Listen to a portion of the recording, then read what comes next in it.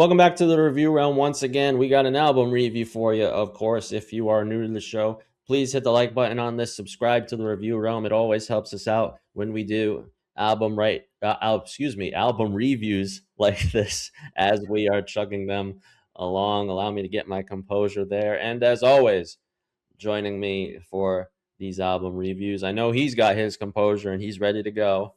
The SLB, Sam. All right. All right. We got another one for you guys. I'm really looking forward to talk about this one because this is another one I'm given a first experience start to finish with this band. Which shocks me, Sam, because I know it's not like it's not in like the specific kind of music that you listen to, but but as you know, a very notable rock band, since the 80s at least, and I would say so. I was surprised when I said, "Really?" I said, "You've not listened to this band?" So, here's the thing. All right. I know in the future we'll have a conversation on my disdain for the millennial sound of emo music. Yeah. Um Punk rock is like a couple steps below that, where I don't hate the genre, but I get very picky. You know how sometimes when we've done Archspire or we've done certain death metal albums, where like it just kind of blends together for me. Punk rock to me does that a lot too. So I don't Mhm. dislike the genre, but in light of and you can understand from like certain metal albums where there's a lot of punk I listen to, I'm like, all right, I get it. We done? Can we move on? Cool. So, Okay, definitely some punk with this band. I like to lean more towards just a good old, just fashioned rock and roll band. Of course, we are talking about Social Distortion, and this is unbelievable. Their first album in 15 years, it was, and then their eighth album, Born to Kill, we got for you today. yeah, this is one you had told me you really wanted to do this one. I'm like, all right, let me get, let me check this out. We did the single review and I actually enjoyed Born to Kill, um, the title track here. Well, Overall, like, all right, they're an older punk band. They do a lot of different things here. I didn't hate the album. I wasn't like shocked, but I was like, all right, there are things I can take away from this. one thing that I noticed right off the bat with this album, and you can hear the difference in Mike Ness's voice, and that's because I think they started working on this album in 2023 or so. And Hmm. during that time, he was diagnosed with tonsil cancer. Ah, So they had to put a pause on this for a little bit as he healed up from that and got past that. He did. So then they resumed work on this album and they're putting it out finally in May 2026.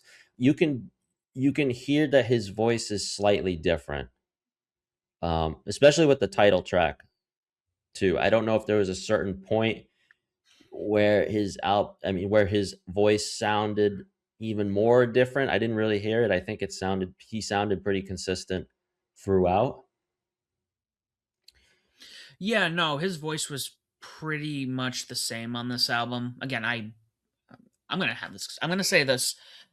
I'll go back later. I'm like, oh yeah, I know those songs from like the 80s or 90s that are Yeah. popular. Um, but no, on this album at least, they all he sounded pretty consistent across the board.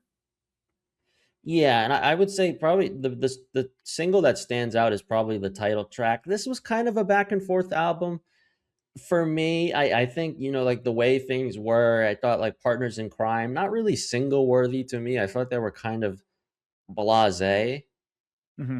for me. This album was a little bit of back and forth with me. Yeah, the singles were all right. I think I mean the first half it had a lot of that punk rock feel.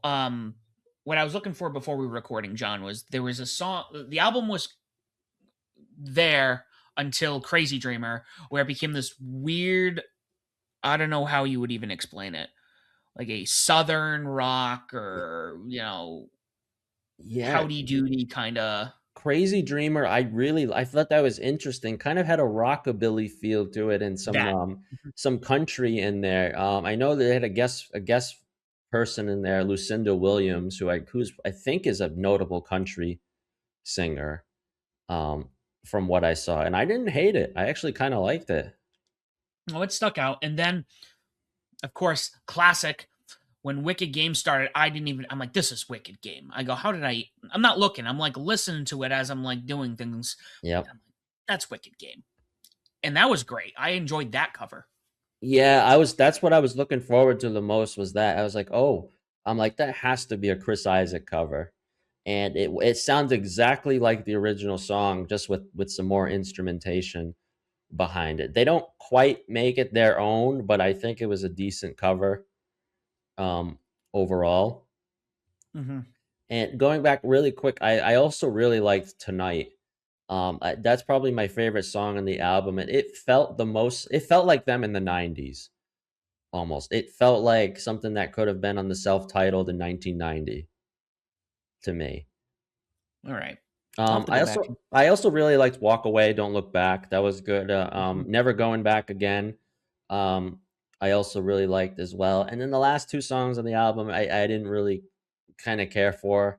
Like I said, it really a back and forth. A little, not as much with this one, but a little bit.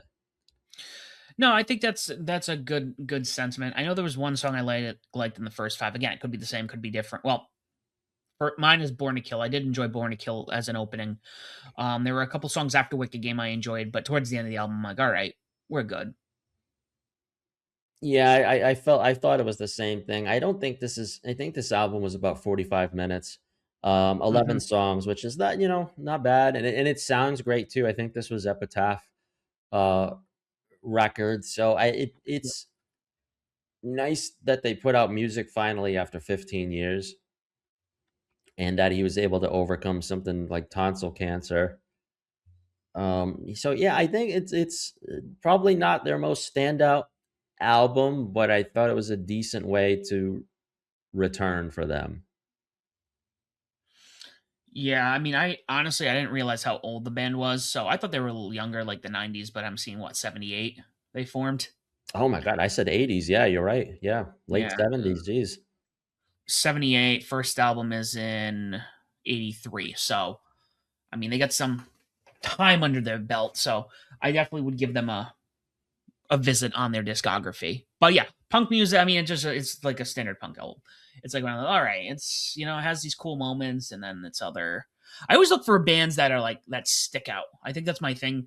Like I could tell you the Ramones, very popular. Very I know what the Ramones sound like. I Mm. can name a bunch of their songs. The Clash is another one. I hate to say it, Green Day's one. Dislike that band greatly, but that's kind of what I look for. There's a lot of other bands, a lot of genres out there where they all start doing the same thing, and you're like, all right. But Social Distortion, I enjoyed it. I'll give them another listen. Yeah, overall, I think there's definitely songs to take away from this. There were songs I added to my overall big playlist that I got going, so that's saying something there that I liked what this album had to offer for the most part, while not perfect, I would say. But yeah, that's pretty much our thoughts on the first album from Social Distortion in 15 years. Jeez, it flew by just like that. Let us know in the comments what you think of the new album. And as always, do not forget to join the Bedlam.